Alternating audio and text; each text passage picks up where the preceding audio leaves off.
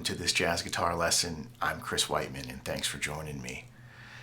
Today we are looking at part 3 of our series on Wes Montgomery's composition 4-on-6.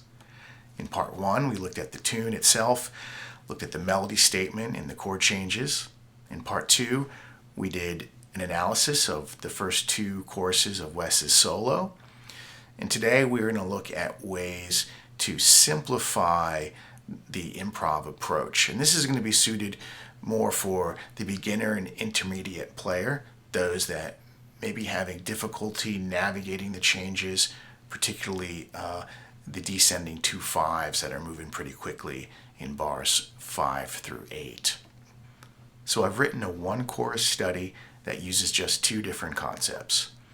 The first being the minor blues scale, and the second concept is a melodic sequence that we move through bars 5 through 8.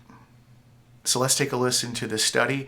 I'll play through it with a backing track, and then we'll break down each phrase. And then we're going to do a deeper exploration of the melodic sequence, and we're going to look at ways to manipulate that to create more variety.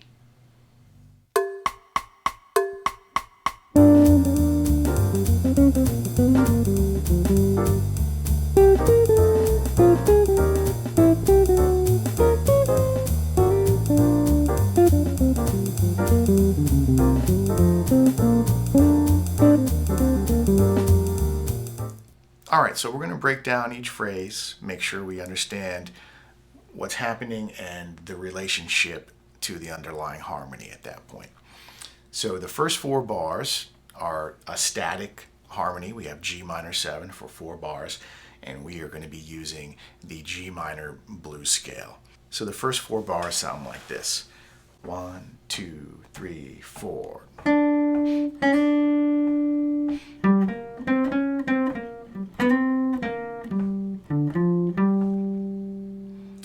Right, so that's 2 different phrases. The first phrase is really short.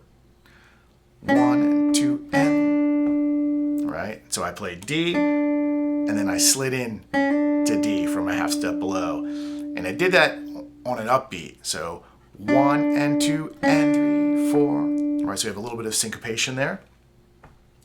And then on measure 2, we started the phrase on the end of beat 1, and that sounds like this. 1, 2, 3, 4, 1.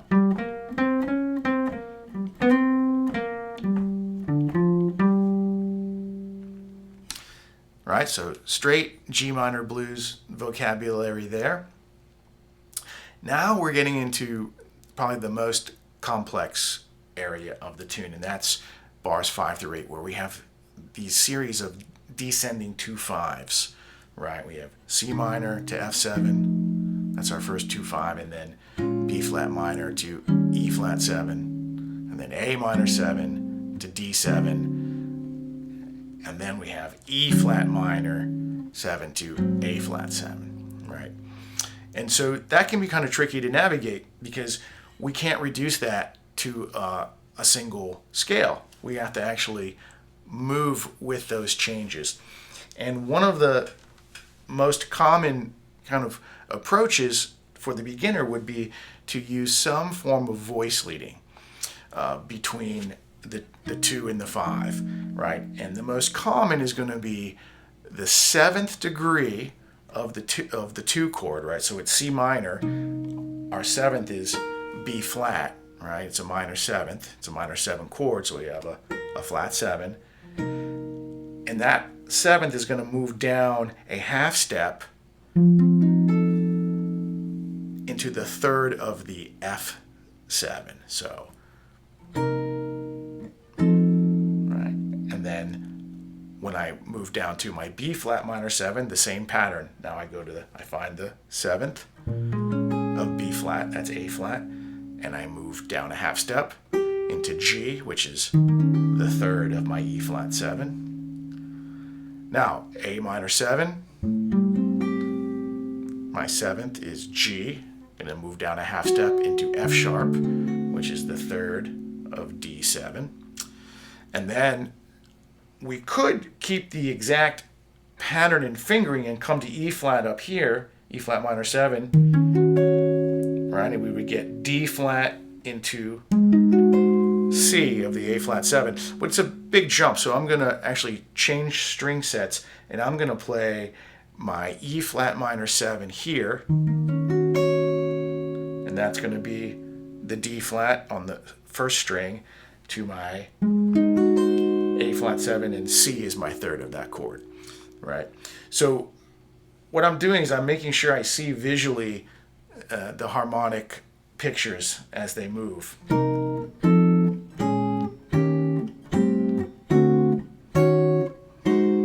Right? This is going to help you understand the sequence. And so what I did is I created a 3-note sequence through these descending 2/5s. And I started on the 5th of the 2 chord, right? So C minor 7, I started on G, went up to the flat 7th, and then moved down a half step to resolve into the 3rd. And so that sequence sounds like this. 1, 2, and 3, 4. And then I move down to the B flat minor, down to the A minor, and then up to the E flat minor. Right? If I add the chord voicings, it sounds like this.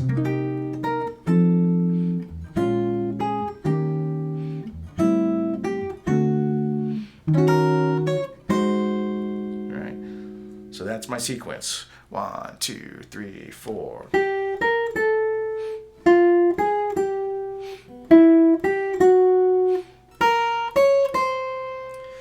And then we're going to come back to this after we finish this first chorus, and we're going to look at ways to create some variety. We're going to reuse the concept, but manipulate it so that we can get more mileage out of it. All right, so that melodic sequence takes us from bar 5 through bar 8, and then at bar 9 through bar 16, which is the end of the form, we're going to go back to using our G minor blues scale. And that sounds like this, starting at bar 9. 1, 2, 3, 4.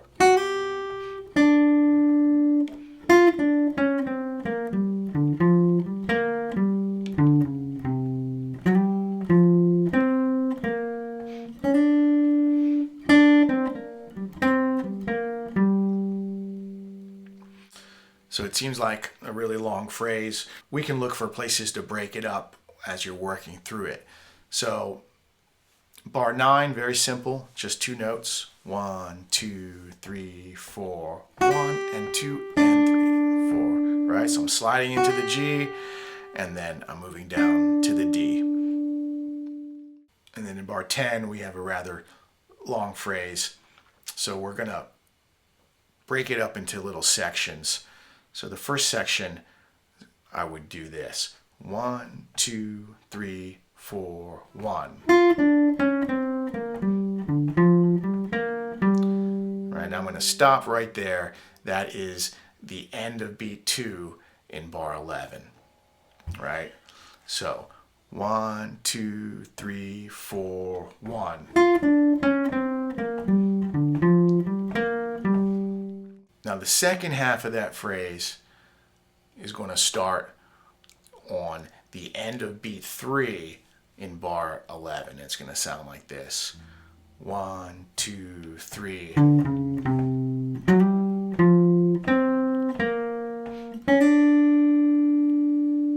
That'd be a good place to break up that phrase. So again, it sounds like this. 1, 2, 3.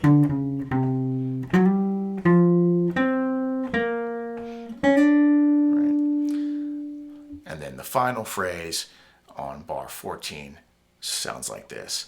2, 3, 4.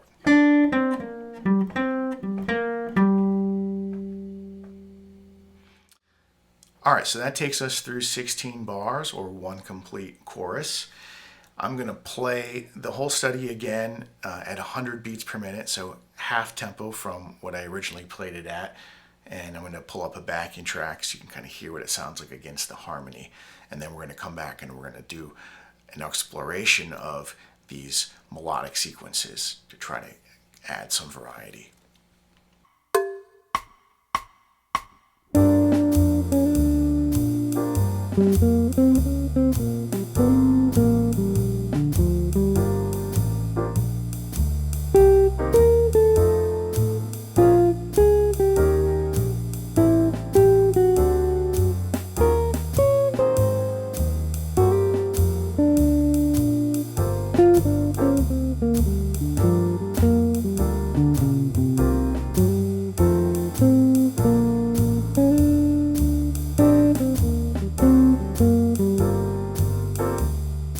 All right, so now what we're going to do is we are going to look at the melodic sequence and look at ways that we can manipulate it to create some variety with the same approach.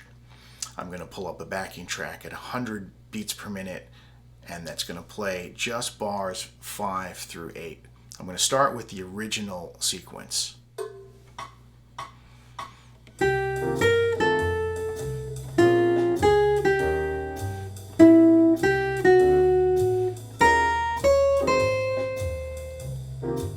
All right, so that was the original melodic sequence. Now what I'm going to do is I'm going to manipulate it using some rhythmic displacement. So I'm keeping the same melodic content. I'm going to change the rhythm. It's going to be much more syncopated.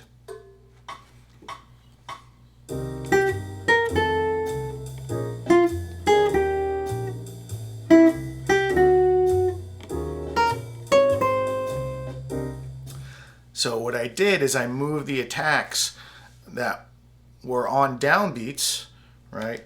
1, 2, and I moved to 1 and 2 and 3, 4, 1 and 2 and 3, 4, 1 and 2 and 3, 4, 1 and 2 and 3. All right, so much more syncopated rhythm. All right, so now what I'm going to do is I'm going to alternate between the original sequence and the rhythmic displacement of the original sequence. And that sounds like this.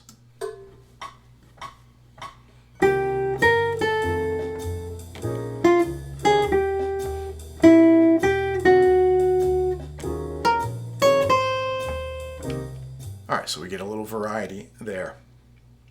Now the next thing I'm going to do is I'm going to add a little bit of content to the sequence, and we're going to be using a chromatic enclosure. So we're going to be enclosing the third of the dominant, right? And if you remember earlier, we talked about this voice leading of the flat 7 of the minor chord moving down a half step into the third of the dominant, right? And what I'm going to do is move from my 5th to my flat 7th, and instead of going right to the 3rd, I'm going to go back to the 5th and then move up chromatically into the 3rd.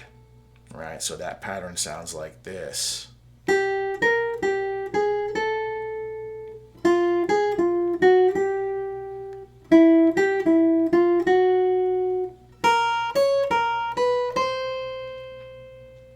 then with the backing track.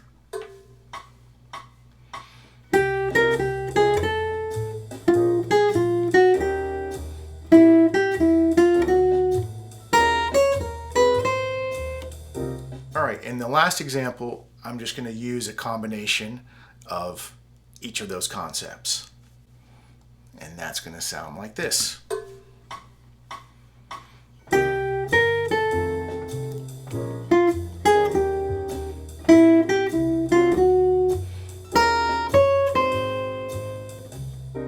All right, thanks so much for joining me. All of this information is available in a PDF download in tab and standard notation for my Patreon subscribers. I hope you found this information useful and that it gives you a strategy for simplifying your approach to navigating the changes. I'll see you next time.